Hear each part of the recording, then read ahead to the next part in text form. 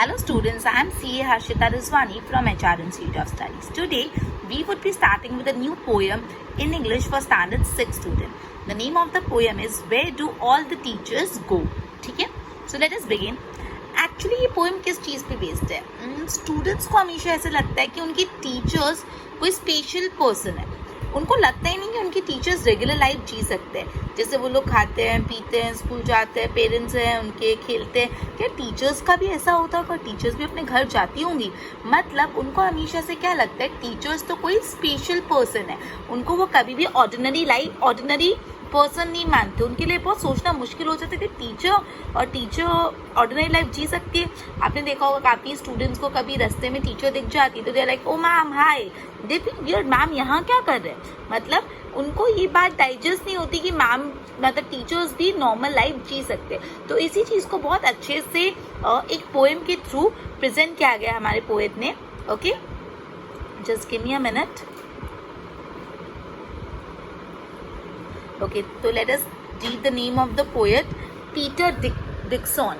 Peter Dickson ने ये बात एक poem के through हमको explain की है. So let us study. For a little child, a teacher is special.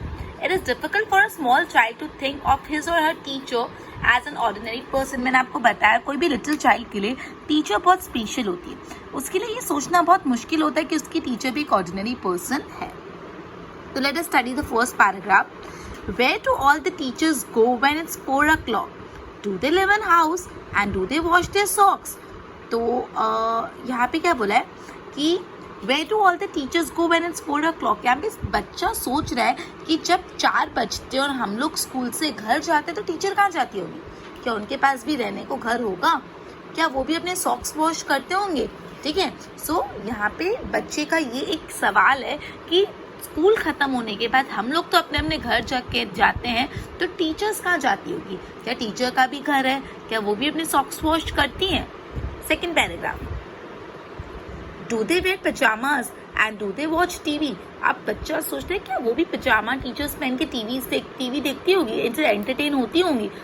तो उनको वियर्ड लगता है जो टीचर चिल्लाती रहती है, डांटती रहती है, पढ़ाती रहती है, वो टीवी कैसे देखती होगी. ठीक है. So do they wear pyjamas and do they watch TV and do they pick their noses the same as you and me. तो ठीक है. सो यहाँ पे अगेन जो छोटा बच्चा उसको थोड़ा अजीब लग रहा है. क्या टीचर्स भी पजामा पहनते होंगे? क्या वो टीवी देखते होंगे? क्या वो अपने नोजेस पिकअप करते होंगे जैसे अपन करते हैं? आगे third paragraph.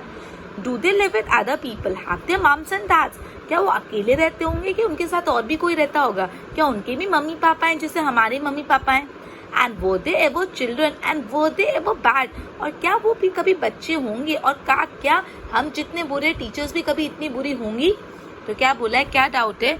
Do they live with the other people? Have their moms and dads? क्या वो दूसरे लोगों के साथ रहते हैं? क्या उनके भी मम्मी पापा हैं? क्या वो कभी बच्चे होंगे टीचर्स? और क्या जब वो बच्चे होंगे तब हमारे जितने बुरे होंगे? ठीक है. ये सारे सवाल बच्चों को आ रहे हैं. Did they ever never spell right? Did they ever make mistake? तो क्या कभी उन्होंने स्पेलिंग मिस्टेक्स नहीं की हो, स्पेल राइट नहीं किया हो? क्या कभी उन्होंने कोई मिस्टेक नहीं की होगी? Were they punished in the corner pinch the chocolate flake? क्या अगर कभी उन्होंने चॉकलेट फ्लेक पिंच कर ले तो उनको कॉर्नर में जाके पनिशमेंट मिलती थी? मतलब कॉर्नर में खड़ा करके पनिश करते थे जैसे हमको पनिशमेंट मिलती है. क्या वैसे टीचर्स को भी कभी पनिशमेंट मिलती होगी? जैसे हम मिस्टेक्स करते, क्या टीचर भी मिस्टेक करती होगी? जैसे हमको काफ़ी चीज़ें स्पेल करने में प्रॉब्लम होती है वैसे टीचर्स को भी होती होगी. Next. Did they ever lose the him book? Did they ever leave the greens? तो क्या मतलब कभी क्या ऐसा होता होगा कि जैसे हम स्कूल में बुक लाना भूल जाते हैं वैसे टीचर्स भी भूल जाती हो और उनको फिर डांट पड़ती हो. Did they scribble on the desktop? जैसे हम अपनी डेस्क पे अपनी पेंसिल से स्क्रिबल करते हैं, क्या टीचर्स ने भी कभी डेस्क के टॉप पे स्क्रिबल करते होंगे वो लोग भी? Did they wear old dirty jeans? जैसे हम अपनी ओल्ड डर्टी जीन्स पहनते टीचर्स जैसे पहनती होंगी. I'll follow one back home today. I'll found what they do. तो ये छोटा बच्चा सोच रहा है एक दिन तो मैं टीचर्स को है ना स्कूल के बाद फॉलो करूंगा कि जाती कहाँ है टीचर्स और वो लोग करती क्या है. Then I'll put it in a poem that they can read to you. और फिर मैं जो भी टीचर करती हूँ उसको एक पोएम के थ्रू आपको बताऊंगा. ठीक है. So poem is written by Peter Dickson. तो ये पोएम में बेसिकली एक बच्चे की क्यूरियोसिटी है कि टीचर्स क्या ऑर्डिनरी पर्सन है, टीचर्स तो स्पेशल पर्सन है, वो एक ऑर्डिनरी लाइफ कैसे जीती होंगी, ठीक है। तो देखो फर्स्ट पैराग्राफ में क्या बच्चा सोचता है कि जब 4 बज जाते हैं, स्कूल छूटता है, हम घर जाते हैं, तो टीचर्स कहाँ जाती है, क्या टीचर्स के पास भी रहने को घर है। जैसे हम अपने पजामा पहन के टीवी देखते, क्या टीचर भी ऐसे पजामा पहन के टीवी देखती होंगी।